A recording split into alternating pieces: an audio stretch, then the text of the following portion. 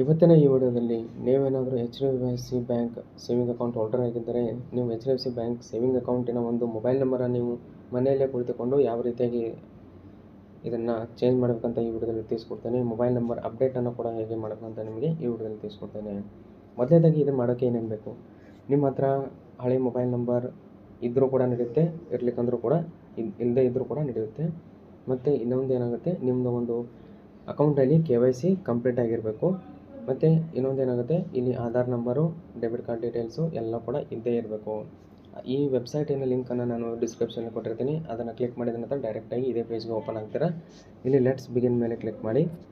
Let's begin ಮೇಲೆ click ಮಾಡಿದ ನಂತರ do you have any access of your access mobile ಅಂದರೆ ಇಲ್ಲಿ ನೋಡ್ಬೋದು, ನಿಮ್ಮ ಕಡೆ ಏನಾದರೂ ಹಳೆಯ ಮೊಬೈಲ್ ನಂಬರ್ ಆಕ್ಸೆಸ್ ಇದ್ದರೆ ಎಸ್ ಅಂತ ಹಾಕಿ, ಇಲ್ಲ ಅಂದರೆ ನೋ ಹಾಕಿ. ನನ್ನ ಕಡೆ ಆಲ್ರೆಡಿ ಎಸ್ ಇದೆ, ಆದರೆ ನಿಮಗೆ ಚೇಂಜ್ ಮಾಡೋ ಯಾವ ರೀತಿಯಾಗಿ ಮಾಡಬೇಕಂತ ನಿಮಗೆ ತಿಳಿಸ್ಕೊಡ್ತಾ ಇದ್ದೇನೆ.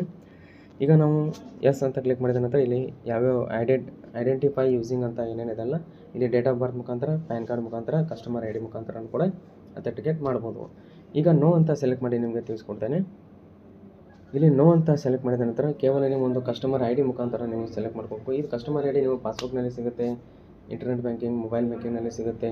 ಇಲ್ಲಾಂದರೆ ನಿಮ್ಮದು ಒಂದು ಮಂತ್ಲಿ ಸ್ಟೇಟ್ಮೆಂಟ್ ಬರುತ್ತಲ್ಲ ಇಮೇಲ್ ಐಡಿಗೆ, ಅಲ್ಲಿ ಕೂಡ ಇರುತ್ತೆ. ನೀವು ಅದನ್ನು ಸೆಲೆಕ್ಟ್ ಮಾಡ್ಕೊಳ್ಳಿ. ಇಲ್ಲಿ ಕಸ್ಟಮರ್ ID ಹಾಕಿದ ನಂತರ ಇಲ್ಲಿ ಕೂಡ ನೀವು ಮುಂದೆ ಪ್ರೊಸೀಡ್ ಮಾಡಿದರೆ ಚೇಂಜ್ ಆಗುತ್ತೆ. ಈಗ ನನ್ನ ಕಡೆ ಮೊಬೈಲ್ ನಂಬರ್ ಆಕ್ಸೆಸ್ ಇದೆ, ನಾನು ಎಸ್ ಅಂತ ಕ್ಲಿಕ್ ಮಾಡ್ತೇನೆ. ಎಸ್ ಅಂತ ಕ್ಲಿಕ್ ಮಾಡಿದ ನಂತರ ನಿಮ್ಮ ಡೇಟ್ ಆಫ್ ಬರ್ತ್ ಬೇಕಾದ್ರೆ ಡೇಟ್ ಆಫ್ ಬರ್ತನ್ನು ಹಾಕಿ, ಪ್ಯಾನ್ ನಂಬರ್ ಬೇಕಾದ್ರೆ ಪ್ಯಾನ್ ನಂಬರ್ ಹಾಕಿ, ಕಸ್ಟಮರ್ ID ಬೇಕಾದರೆ ಕಸ್ಟಮರ್ ID ಹಾಕಿ. ನಾನು ಡೇಟ್ ಆಫ್ ಬರ್ತನ್ನು ಸೆಲೆಕ್ಟ್ ಮಾಡಿದ್ದೇನೆ. ಡೇಟ್ ಆಫ್ ಬರ್ತನ್ನು ಹಾಕಿ ಇಲ್ಲಿ ಗೆಟ್ OTP ಮೇಲೆ ಕ್ಲಿಕ್ ಮಾಡಿ. ನಿಮ್ಮ ಹಳೆಯ ರಿಜಿಸ್ಟರ್ ಮೊಬೈಲ್ ನಂಬರ್ಗೆ ಒಂದು 6 ಡಿಜಿಟ್ OTP ಬರುತ್ತೆ. ಆ OTPಯನ್ನು ಕನ್ಫರ್ಮ್ ಮಾಡ್ಕೊಳ್ಳಿ.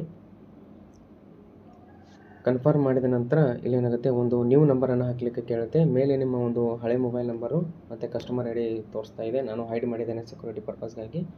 ಇಲ್ಲಿ ಕೆಳಗಡೆ ಇಲ್ಲಿ ನೋಡ್ಬೋದು, enter your new mobile number. ಆ ನ್ಯೂ ಮೊಬೈಲ್ ನಂಬರನ್ನು ಹಾಕಿ. ಮತ್ತು ಇನ್ನೊಂದು ಏನಂದರೆ, ಇಲ್ಲಿ ಯಾವ ರೀತಿಯಾಗಿ ನೀವು ಹೊಸ ನಂಬರನ್ನು ಹಾಕ್ತೀರಾ, ಆ ಹೊಸ ನಂಬರ್ಗೆ ಕೂಡ ಒಂದು OTP ಹಾಕ್ತಾರೆ ವೆರಿಫಿಕೇಷನ್ ಪರ್ಪಸ್ಗಾಗಿ. ಅದನ್ನು ಹಾಕ್ಕೊಂಡು ಇಲ್ಲಿ ವೆರಿಫೈ ಯೂಸಿಂಗ್ OTP ಅಂತ ಕ್ಲಿಕ್ ಮಾಡ್ಕೊಳ್ಳಿ. ನಿಮ್ಮ ಹೊಸ ಮೊಬೈಲ್ ನಂಬರ್ಗೆ ಒಂದು OTPಯನ್ನು ಹಾಕಿರ್ತಾರೆ. ನಿಮಗೆ ಬರಲಿಲ್ಲ ಅಂದರೆ 1 ನಿಮಿಷ ಆದಮೇಲೆ ಇಲ್ಲಿ ಮ್ಯಾಕ್ಸಿಮಮ್ 3 ಅಟೆಂಪ್ಟ್ಸ್ನಲ್ಲಿ ನೀವು OTPಯನ್ನು ರೀಸೆಂಡ್ ಮಾಡ್ಕೋಬೋದು. ನನಗೆ OTP ಬಂದಿದೆ. OTPಯನ್ನು ಎಂಟರ್ ಮಾಡಿ ಇಲ್ಲಿ ಕನ್ಫರ್ಮ್ ಮೇಲೆ ಕ್ಲಿಕ್ ಮಾಡಬೇಕು. ಯಾವಾಗ ನೀವು ಕನ್ಫರ್ಮ್ ಮೇಲೆ ಕ್ಲಿಕ್ ಮಾಡ್ತೀರಾ, ಇಲ್ಲಿ ಒಂದು ಅಥೆಂಟಿಕೇಷನ್ ಪ್ರೊಸೆಸ್ ಬರುತ್ತೆ. ಇದು HDFC ಬ್ಯಾಂಕ್ ವೆಬ್ಸೈಟ್ಗೆ ಹೋಗುತ್ತೆ. ಇಲ್ಲಿ ನೋಡ್ಬೋದು, ಡೆಬಿಟ್ ಕಾರ್ಡ್ ಮುಖಾಂತರ ನೀವು ಇದನ್ನ ಅಥೆಂಟಿಕೇಷನನ್ನು ಮಾಡಬೇಕು. ನಿಮ್ಮ ಕಡೆ ಒಂದು ಡೆಬಿಟ್ ಕಾರ್ಡ್ ಇದ್ದೇ ಇರಬೇಕು, ಆವಾಗ ಮಾತ್ರ ಇದು ಆನ್ಲೈನ್ ಮುಖಾಂತರ ನೀವು ಮಾಡ್ಬೋದು. ಇಲ್ಲಾಂದರೆ ನೀವು ಆಫ್ಲೈನ್ ಮುಖಾಂತರ ನೀವು ಹೋಗಿ ಮಾಡ್ಬೋದು. ಇನ್ನೊಂದು ಏನಂದರೆ, HDFC ಬ್ಯಾಂಕು ಮೊಬೈಲ್ ನಂಬರು ನೀವು HDFC ಬ್ಯಾಂಕಿನ ATMನಲ್ಲಿ ಕೂಡ ಚೇಂಜ್ ಮಾಡ್ಬೋದು. ಅದರ ಮುಂದಿನ ವಿಡಿಯೋದಲ್ಲಿ ನಿಮಗೆ ತಿಳಿಸ್ಕೊಡ್ತೇನೆ. ಈ ಪೇಜು ಕೇವಲ ಒಂದು 5 ನಿಮಿಷ ಇರುತ್ತೆ. 5 ನಿಮಿಷದಲ್ಲಿ ನೀವು ಅಥೆಂಟಿಕೇಟ್ ಮಾಡ್ಬೋದು. ಕೇವಲ 1 ನಿಮಿಷದಲ್ಲೇ ಆಗುತ್ತೆ. ಇಲ್ಲಿ ಡೆಬಿಟ್ ಕಾರ್ಡ್ ಮೇಲೆ ಕ್ಲಿಕ್ ಮಾಡಿ. ಡೆಬಿಟ್ ಕಾರ್ಡ್ ಮೇಲೆ ಕ್ಲಿಕ್ ಮಾಡಿದ ನಂತರ ಇಲ್ಲಿ ಏನೇನು ಕೇಳುತ್ತೆ, last 4 digit of your debit card, expire date ಮತ್ತು ನಿಮ್ಮ ಡೆಬಿಟ್ ಕಾರ್ಡ್ ಪಿನ್ ಕೂಡ ರಿಜಿಸ್ಟರ್ ಇರಬೇಕು. ಆ ಪಿನ್ನನ್ನು ಕೂಡ ಹಾಕ್ಕೊಳ್ಳಿ. ಆದ ನಂತರ ಇಲ್ಲಿ ಟರ್ಮ್ಸ್ ಆ್ಯಂಡ್ ಕಂಡೀಷನ್ ಎಕ್ಸೆಪ್ಟ್ ಮಾಡ್ಕೊಳ್ಳಿ. ನಿಮ್ಗೆ ಏನಾದರೂ ಪಿನ್ನನ್ನು ಜನ್ರೇಟ್ ಮಾಡಿಲ್ಲ ಅಂದರೆ ಯಾವ ರೀತಿಯಾಗಿ ಜನ್ರೇಟ್ ಮಾಡಬೇಕಂತ ನಾನು ಹಿಂದಿನ ವಿಡಿಯೋದಲ್ಲಿ ತಿಳಿಸ್ಕೊಟ್ಟಿದ್ದೇನೆ.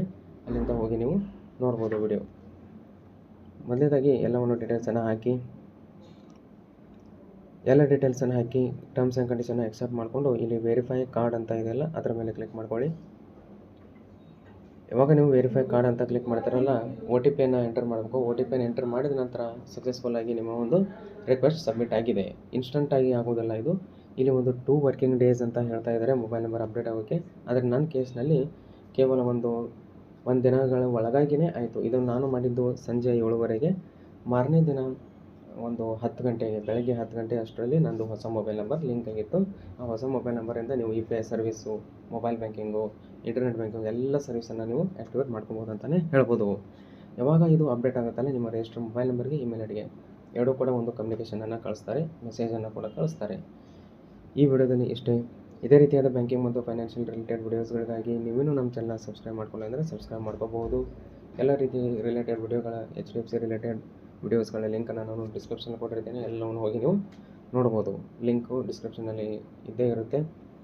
ಮತ್ತೇನಾದರೂ ಕ್ವೇರೀಸ್ ಇದ್ದರೆ ಕಮೆಂಟ್ ಬಾಕ್ಸ್ನಲ್ಲಿ ತಿಳಿಸಿ, ಅಥವಾ ನಿಮಗೇನಾದರೂ ಕ್ವೇರೀಸ್ ಇದ್ದರೆ ನನ್ನ ಇನ್ಸ್ಟಾಗ್ರಾಮ್ ಲಿಂಕು ಡಿಸ್ಕ್ರಿಪ್ಷನಲ್ಲಿರುತ್ತೆ. ಎಲ್ಲ ಸೋಷಿಯಲ್ ಮೀಡಿಯಾ ಲಿಂಕರು ಡಿಸ್ಕ್ರಿಪ್ಷನಲ್ಲಿದೆ. ಅಲ್ಲಿಂದ ಕೂಡ ನೀವು ಫಾಲೋ ಮಾಡ್ಬೋದು. ಮತ್ತೆ ಮುಂದಿನ ವಿಡಿಯೋದಲ್ಲಿ ಸಿಗೋಣ.